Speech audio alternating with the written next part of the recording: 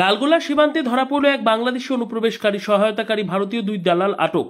বেআইনিভাবে ভারতে অনুপ্রবেশ করায় এক বাংলাদেশিকে গ্রেপ্তার করল লালগোলা থানার পুলিশ। পুলিশ সূত্রে জানা গিয়েছে, ধৃতের নাম দুলাল শেখ।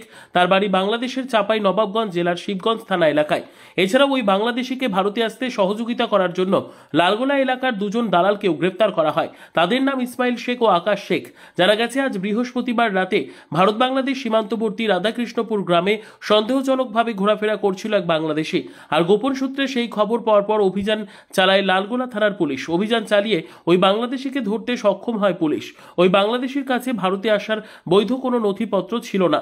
এরপর ওই বাংলাদেশিকে বেআইনিভাবে ভারতে আসতে সহায়তা করার জন্য লালগোলা এলাকার দুই ভারতীয়কে গ্রেফতার করে তারা।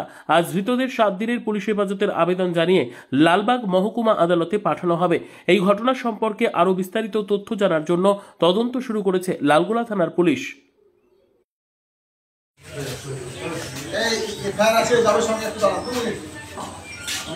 যা লাগবে নিয়ে যাও। এফআইআর সিডি কি যাবে সব ফরওয়ার্ডিং তোমার হলই যাবে।